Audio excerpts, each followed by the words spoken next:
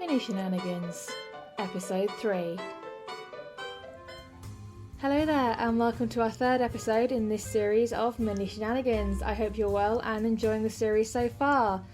For those who have not listened to the show before, I'm your host, Rachel Feeney-Williams, and this week we are bringing you the relationship drama play Catching a Bus to Somewhere. The play is written by Vivien Jones, who lives on the North Solway Shore in Scotland, UK. She has poetry collections and short story collections in print, inclusions in national and international anthologies, and leads creative writing projects geared to publication for regional arts organisations.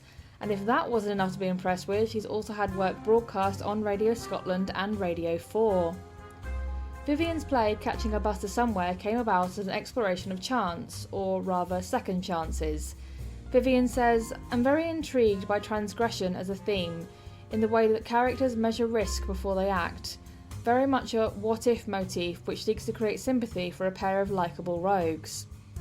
In this play we meet Bruce and Amy, who used to be lovers, but it all went wrong. However, by an absurd coincidence, it might be put right, but can they trust each other again after such a long time? Theatrical Shenanigans presents Catching a Bus to Somewhere by Vivien Jones.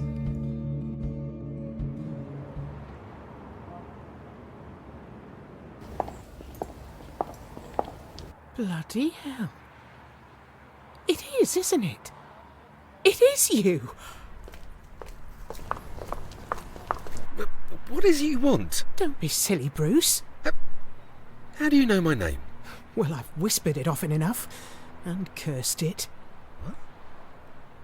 Jesus! Amy, I'm sorry, I should have seen it. Your hair and those clothes and... Jesus. How amazing. I mean... It's been a long time. Yeah. 14 years. As long as that. 14 years, 3 months, 2 days. What a memory. More a sense of grievance. Well, yes, well, understandable in the circumstances. Most girls remember being left at the altar. Of course, yeah. With no explanation. No need to be embarrassed. It was a long time ago. And life didn't stop there altogether. No, of course not. Well, what did you do with yourself afterwards? Married Tom. Tom? From accounts. 3rd floor. Did I know him? Can't bring him to mind. Tall. Mr. Nice Guy. Kind to his mother kind of fella. No, still nothing. Doesn't matter. Which bus are you waiting for, by the way? Oh, somewhere north, not sure. Glasgow or Edinburgh, whichever comes first. Oh, running away again? No, not at all. New job. In Glasgow or Edinburgh? Well, both. Regional remit. What about you? I'm running away. Anyone I know? Tom. And the law, actually. From Mr. Nice Guy Tom? And the police, as in flashing blue lights? The very ones. Really? I should think about now he's beginning to regret asking me to help him with his work spreadsheets. He could never remember his passwords, but I could. He'll have a statement by now, so he'll know. Know what? That he's about 10 grand down. Or rather, his company is. Very funny, Amy. You're always up for a lark. Tell me, what are you really doing? That is what I'm really doing. Getting a life. My life. I reckon I've had 10,000's worth of tedium. Actually, you could be a help. Make up for lost time. What? If he's come round. Come round? We had a heavy gin session. You know, gin and lime, pink ladies, slings, gimlet slammers. Only I was drinking water. But he'll have called the police by now. They'll be looking for a woman on her own. If we travel together, that'll give me some time. Time for what? To get away. Oh, don't worry. I sorted everything before I left. As you can see, cut my hair, took a trip to Primark, booked a holiday to Malaysia, touch of North by Northwest. Or Psycho, maybe. They'll have fun following my trail on the internet. You're not kidding, are you? No. I don't know if I'm believing this. About 10 minutes ago, I was waiting for a bus to take me to a new job, and now you're asking me to aid and abet a criminal escape. Yes. And leave your husband. Oh, it's my turn. Well, it doesn't really work like that, does it? You do owe me. I'm not sure that quite equates. You broke my heart. It wasn't illegal. You were a bastard. I did do a rotten thing. Are you going to help me? It's not as if you'd be doing anything wrong, just travelling with me. Oh, come on, you owe me, Bruce.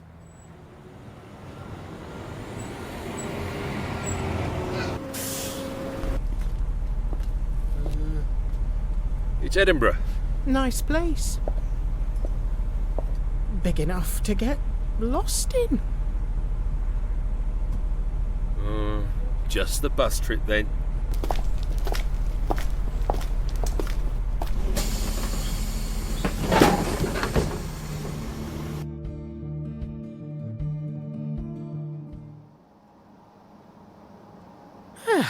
Seven hours to Edinburgh.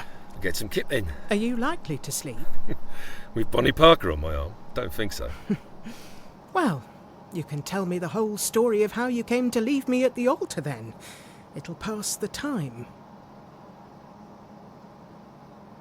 Come on. Didn't you love me? You seemed quite keen, as I remember. Of course I loved you. Well then. I just couldn't do it. Scared? No. I wanted to, but I just couldn't. Sorry, don't get that. What was stopping you? Here, you weren't a bigamist, were you? Don't be daft. Or was it your mother? She wasn't keen on me, I know that. Did she threaten to disinherit you or something? Ha! From what? She didn't leave anything to inherit. She died, by the way, about 5 years ago. Oh, sorry about that. And she did like you. As much as she liked any of my girlfriends. You're getting off the point. Why couldn't you marry me? Because I had to be somewhere else. On your wedding day? Not my choice. Whose then? I was on the doorstep waiting for the car when it came round the corner, and it was a police car. And? They'd come to arrest me for fraud. Fraud? Our honeymoon in the Azores wasn't cheap. You stole money for our honeymoon? I embezzled, strictly speaking. Some romantic gesture. Well, it seemed a good idea at the time. But why didn't we know? Why didn't the police tell us? You just disappeared. It wasn't the local police. It was the fraud squad. And the press were barred from reporting because they were after some bigger fish in the same company. They kept me under wraps for all the time they were chasing the main guys. Then they offered me a deal. If I spilled the beans, I could get a lower sentence. I knew what they did and how they did it. It was bloody clever. I'd have been a hero if I hadn't been tempted to. But why didn't you get word to me? Why did nobody know? Your friends? Your mother wouldn't speak to me. None of us knew what had happened to you. Well, there was a gagging deal. And it was over a year before they caught the others. And I was ashamed. Ashamed? I was broken-hearted. I cried myself to sleep every night for 6 solid weeks, you rat! I thought you wouldn't have wanted to marry me anyway. You could have bloody well checked. And I didn't want my mum to know.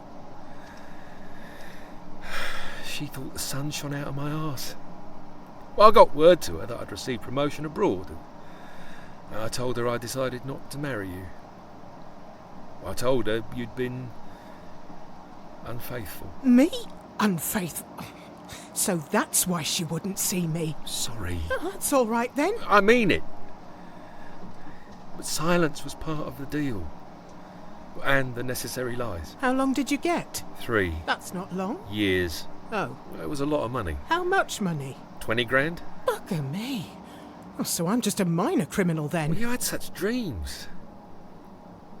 I wanted to make them happen. But they were just dreams. I knew that. Remember that day we looked at those houses on the new estate?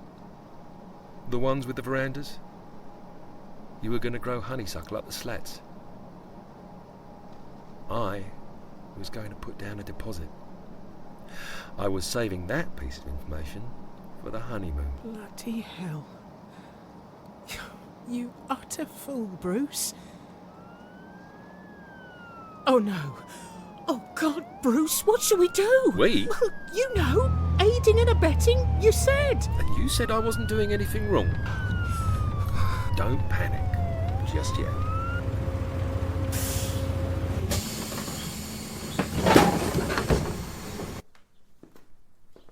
At the moment, they're just talking to the driver.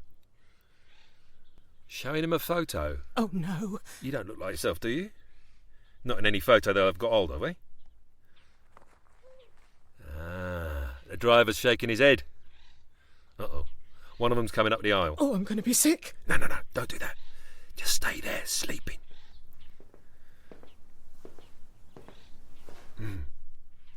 Shh. All clear here, Sarge. It's okay. He's going back down. It probably wasn't you anyway. They're always stopping coaches. Most criminals will have cars. Most likely after a runaway. I am a runaway.